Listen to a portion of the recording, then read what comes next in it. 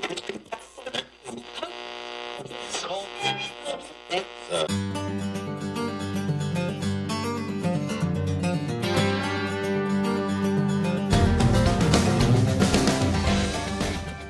and gentlemen, welcome to this episode of the Horsemanship Journey podcast. My name's Shane Jacob, your host, and I thank you for taking your time to be here with me today. So, here we go. I want to talk a little bit about wild horses. Wild horses and domesticated horses both have an instinct for connection, to be together. Of course, in the wild, horses live in small herds or groups, typically have usually at least one stud or male horse, sometimes two, several mares, and then their offspring of varying ages. They live in a herd just more than companionship, because horses are prey animals and their safety is within the group and inside the leadership of the group. But the safety is in the group. So horses just feel more secure with other horses around.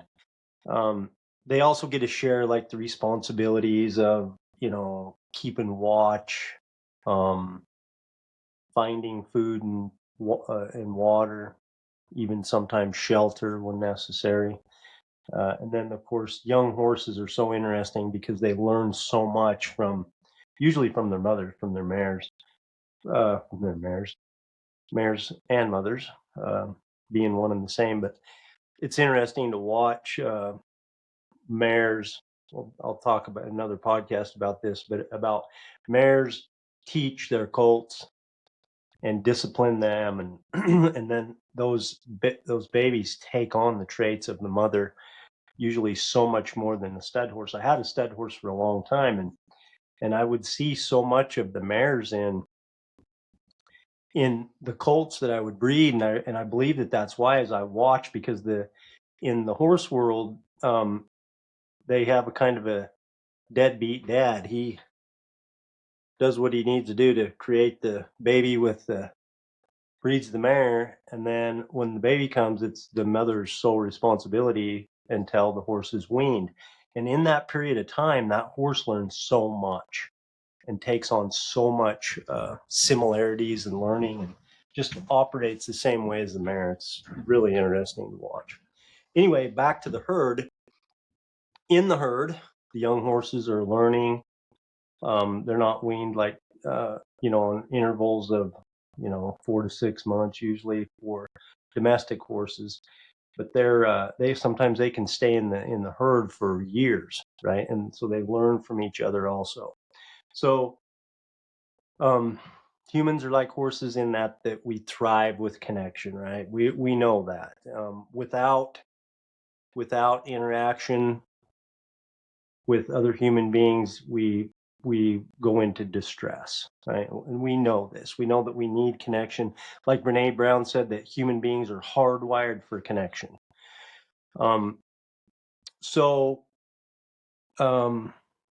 Studies have actually shown, let me see if I can find it here. Studies have shown that human interaction is critical for brain development and emotional health. Social connections trigger the release of vital chemicals in the body that improve both mental and physical well-being. And then this from the CDC.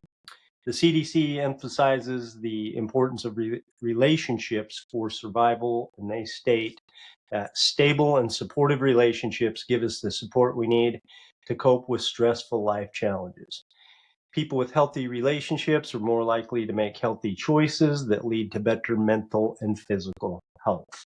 Okay, so for health alone, mental and physical health, we need each other. Okay, it's just the way it goes. So many studies with babies and young,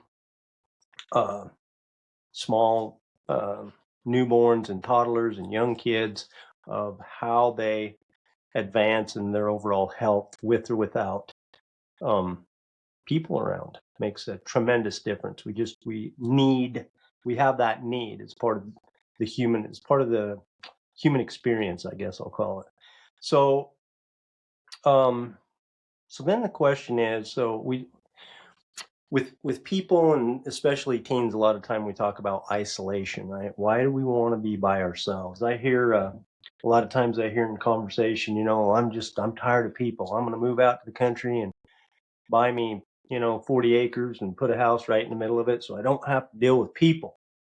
And I can say that I've had thoughts like that, uh, similar at times, but I don't think necessarily that's always a good long-term plan. So a lot of times we might just need, a break for a minute, and that's okay. Okay, I'm not talking today. When I talk about isolation, I'm not talking about needing a break or having some solitude, or being by yourself, or having the ability to be by yourself for short amounts of time. Like, well, what's the right amount of time? I mean, that's gonna vary, and if you're a parent, you're gonna have a pretty good idea what's too much, what's too long of a period of time to be isolating for your kids to be, right? You're gonna know their personality, how outgoing or introverted they normally are, and you can kind of watch and see for major changes. And if they're, secluding themselves for longer and longer periods of time, then it's time to take some action. So the question is why do human beings, especially teens, why do we seclude ourselves and isolate ourselves from what's going on? And the answer is a lot of reasons. You know, um, we have a fear a lot of times. I'm talking about teens, but really this goes for everybody. And that is, we have a fear of rejection. Um, we might be being bullied, and so we have a fear of that. We're just having anxiety. We don't know how to handle the feelings or what to do with them. So we just, go away from everybody and try to quiet our minds. Depression, um, hopelessness, sad, just being sad. Um, a lot of times we feel like alone. It's so interesting with all of the media that we have available, and with all of even being inside of family, we can still feel so alone with people so close to us. Um, just feelings of inadequacy, just feeling inadequate, like we don't measure up, like something, like we don't know how to develop our confidence, or who to know we are, or how to develop to even think that it's possible to decide who we are. Um, Other things can also lead to isolation, and that is, moving, um, new schools. Like a lot of times, kids going into a new school. A big one is uh, family disruption, right? What's going inside the family dynamic. A lot of times, those kids just want to check out. There's a divorce or a separation, or a lot of fighting inside the leaders of the family, then you can kind of count on some increased isolation from the kids. Substance abuse, that's an interesting one. Substance abuse leads to isolation, and isolation can lead to substance abuse. So that goes both ways. So, um, so why really is it so important besides of health?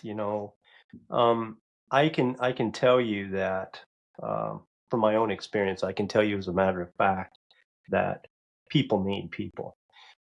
Someone that I was very near and dear to in my life for a long period of time, isolated herself for a long period of time, and kind of really nobody knew what to do, and so um, eventually people would make little efforts to try to reach out and connect, and when those efforts were not taken or not responded to or whatever, then a lot of us didn't do, we quit trying. We just didn't know what to do. So basically we did nothing. Um, so um, this, I knew that there was an amount of depression going on, and just not being willing to deal with really anything or anybody. And so this isolation for this extended period of time, and I mean, it was over a year. And this is an adult, and eventually this combined with depression and I honestly think a lack of connection. I don't know this as a matter of fact, but I believe that I really just believe human beings need each other, and it led to her taking her own life. And um, so this is a real deal. Okay. And so when I talk to you about this, I'm coming from a place of, I guess I'm just pleading with you to, pay attention. Don't overlook it. Don't think it's not important because we really need each other. And if you're the leader in your home, I encourage you to, just take a look for a minute and just really realize how important of a job that is. And sometimes it doesn't take a whole hell of a lot of effort. It just takes a little bit of intentional effort consistently over a period of time. Anyway, so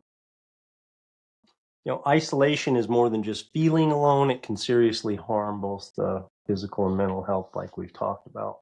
Physical health, there's all kinds of studies, and isolating yourself can lead to physical problems such as headaches, fatigue, sleep problems, all the sleep disorders, muscle and joint pain, stomach problems, and all the digestive stuff that goes with it. And like we've talked about, mental health, these go both ways. Like depression and anxiety and substance abuse, they lead to isolation, and then isolation can lead to those if that. So they go both ways, basically. Irritability, and then of course with your mental health, it can lead to suicidal thoughts and potentially people taking their own lives. So the question is how do we help ourselves or teens or human beings that we know that are lonely and they're isolating themselves? And I believe it's our responsibility to guide the people that we know through the tough feelings of loneliness and isolation, because it's not easy. I've felt alone. I can tell you that I myself have felt so alone and I wasn't alone, but I just felt so alone. Maybe I just didn't feel like, I don't know what I felt like, but I can tell you I felt alone and I really wasn't alone. And it was difficult. And these are hard feelings. And we're talking about teenagers.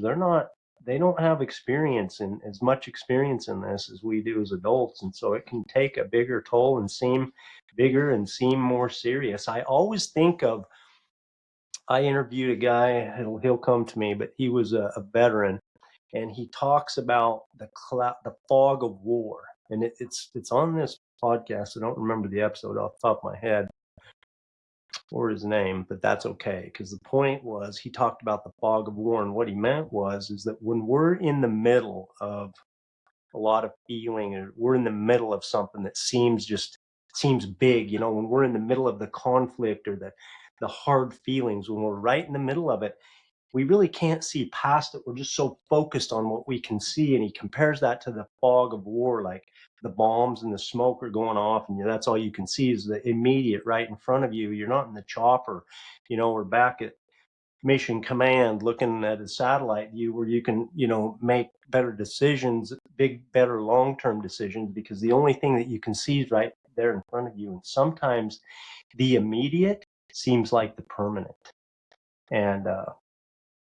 And I think a lot of cases in suicide, especially, that's what I think.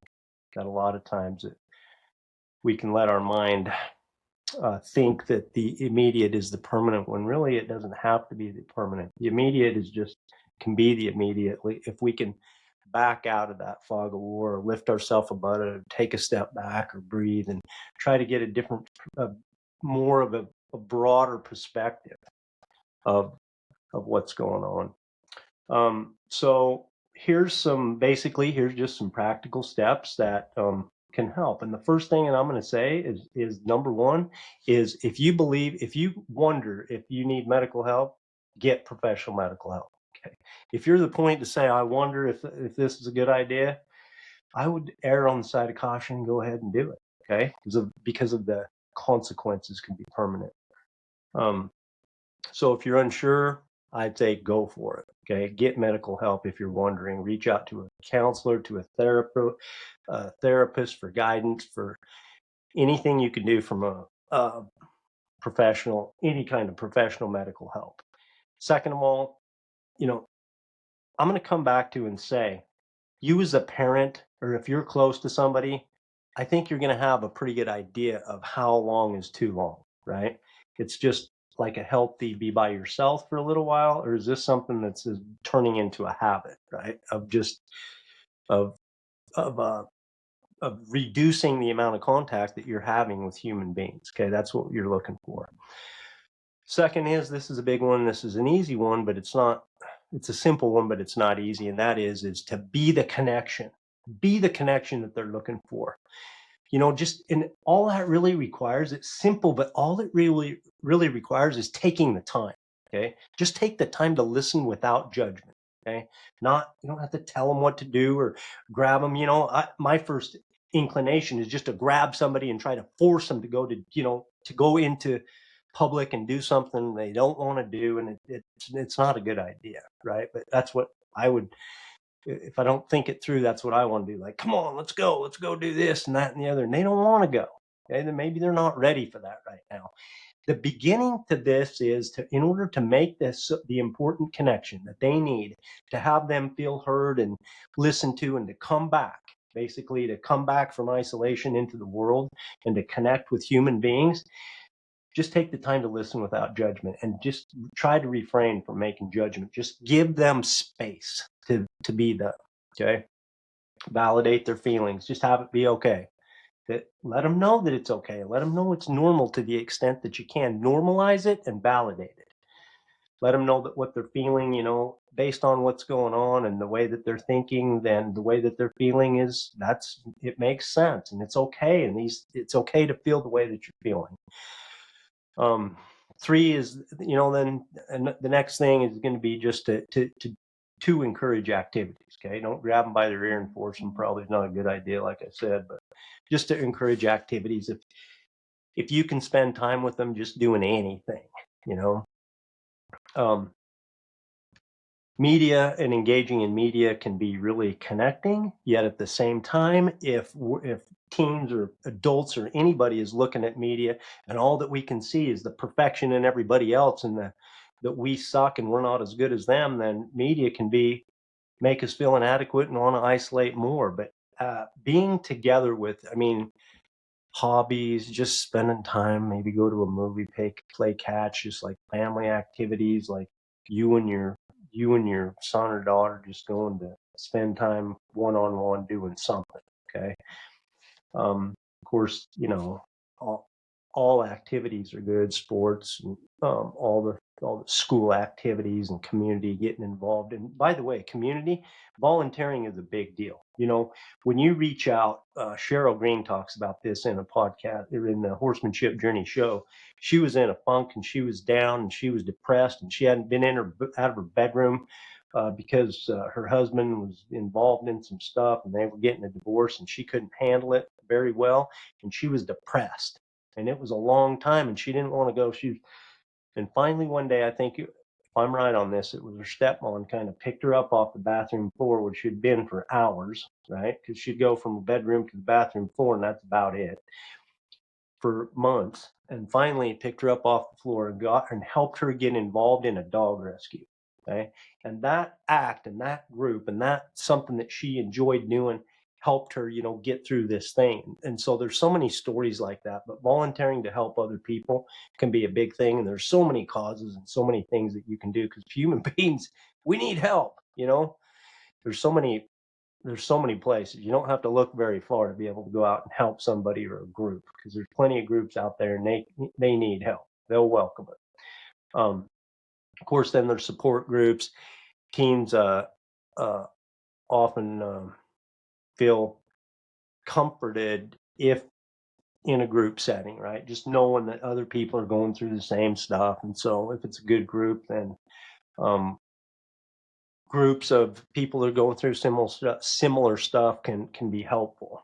Of course, we do stuff like this every day at Stable Living, and so our Stable Living coaching is another resource that you can use. We have the free resources. We have You Are Destined for Greatness, and and others. But anyway, of course, you can find us, Stable Living Coaching, at thehorsemanshipjourney.com. But let me just tell you this: the bottom line,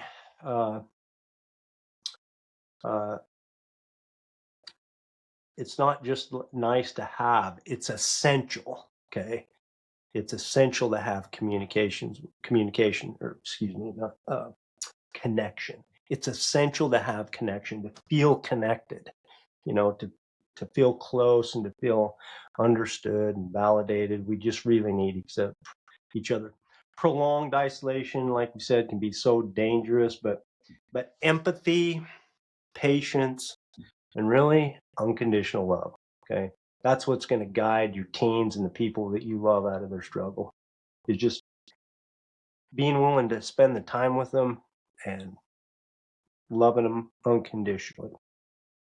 So just like horses thrive in a herd, teens need connection to feel safe and strong, just like horses feel safe and strong in the group. Same with your teens and the people you love. So whether it's encouraging activities, listening without judgment, or just seeking professional support, whatever you do, there's plenty of ways to help people find their footing and reconnect. So taking action is what is going to strengthen those relationship bonds that they have and that you have with somebody who's struggling, and it's what's going to set people up for a brighter, definitely healthier future. So thank you so much for taking your time to be with me today, and remember, you cannot fail as long as you don't ever stop chasing it.